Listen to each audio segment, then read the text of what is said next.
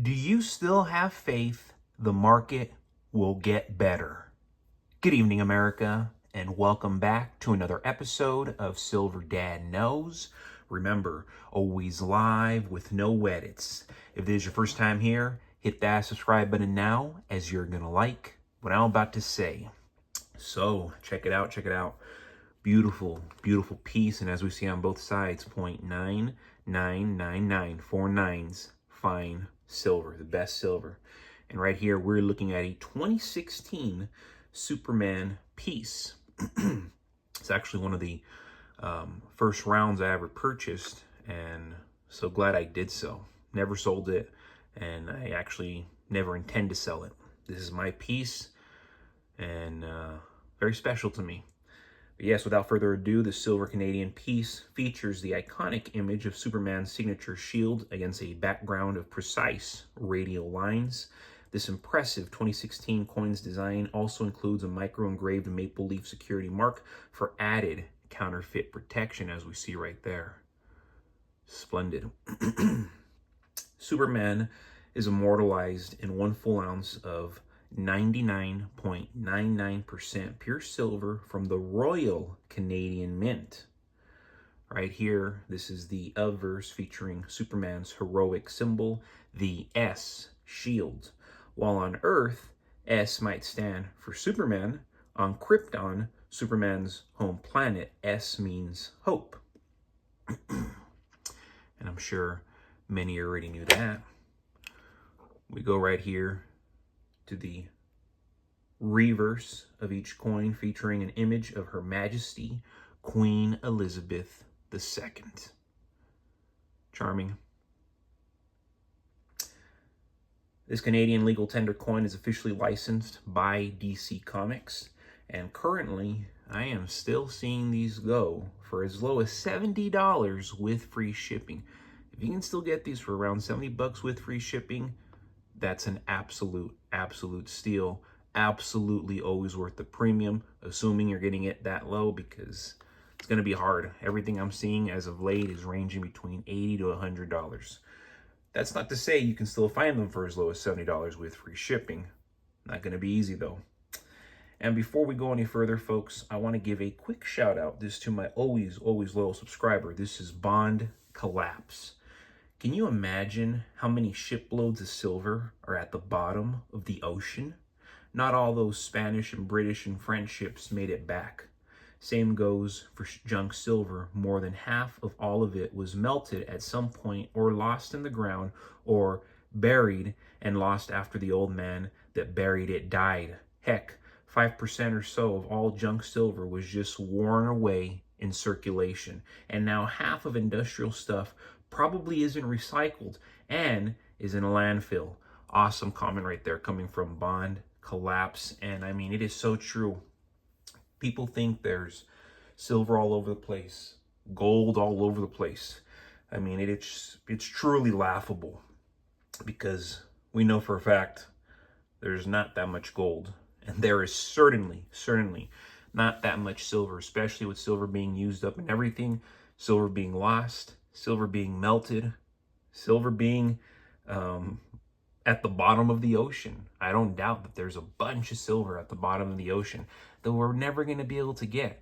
And when I say never, not anytime soon, especially with the current technology, because you go so deep into the water, you're done. You don't make it back. Even with the finest technology, things go wrong.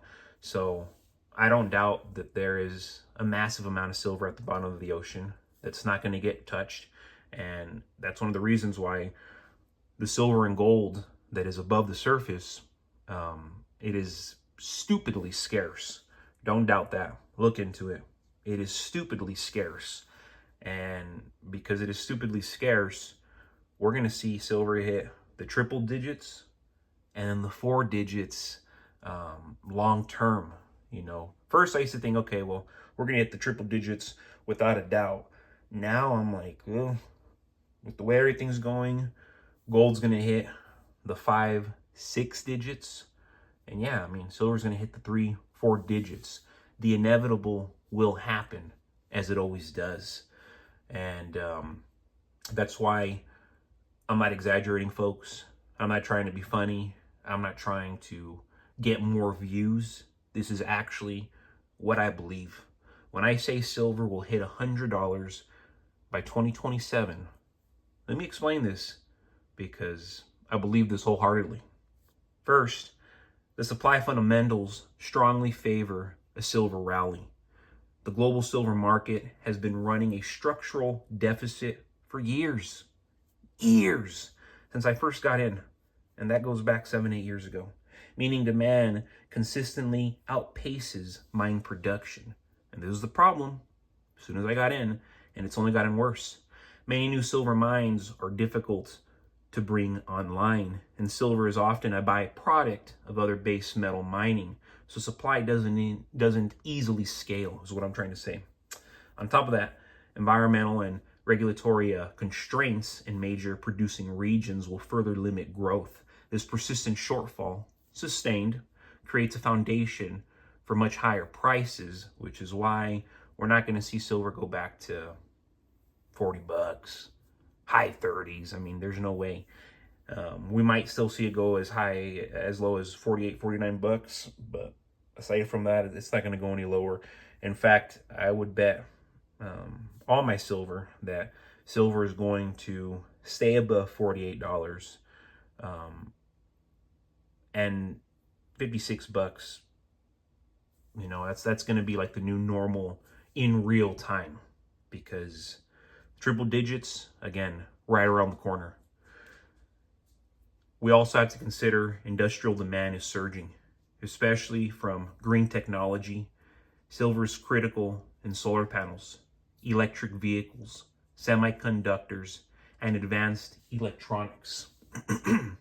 As countries double down on decarbonization, demand for silver from these sectors, it's going to accelerate rapidly.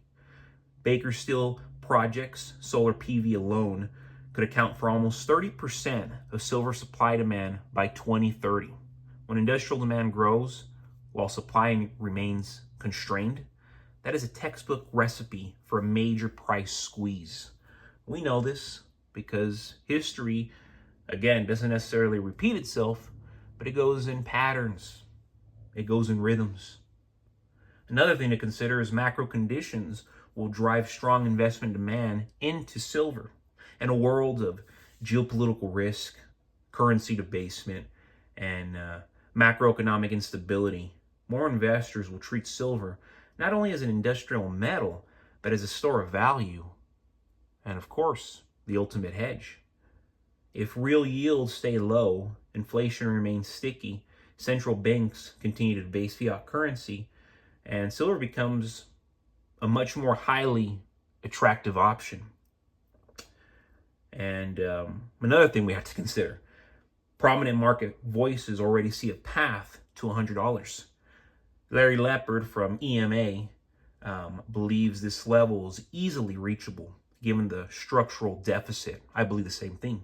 Peter Schiff, who I also love for his part, highlights silver's industrial importance and constrained supply as core components of his $100 thesis. Meanwhile, technical analysts suggest a breakout toward 88 to 100 bucks could unfold between mid-2027 and mid-2028. I think it's going to happen much sooner than that. 6 months sooner, heck, even a year sooner. And another thing we have to consider, folks, the historical behavior of silver and its relationship with gold supports this potential. If gold continues to rally, silver will likely benefit not just from safe haven flows, but also from a tightening gold to silver ratio. CBS News reported that some market participants believe a devaluation of fiat currencies plus a squeeze in physical silver will push silver past $100. And historically, silver has sometimes lagged gold in bull markets, giving room to catch up sharply. Finally, in a bull case scenario, these drivers will feed off of each other. As industrial demand escalates and the supply deficit deepens, ETFs and physical buyers will rush in, creating a delivery squeeze that will trigger speculative momentum, pushing silver through major resistance levels. If this aligns with macro tailwinds, weak dollar, low real rates, inflation, a run to $100 by 2027 becomes not only plausible but probable in the eyes of the most optimistic analysts. But folks, as always, thank you so much for joining us for another evening, another episode of SilverDad Knows. God bless you, God bless your household, and God bless America.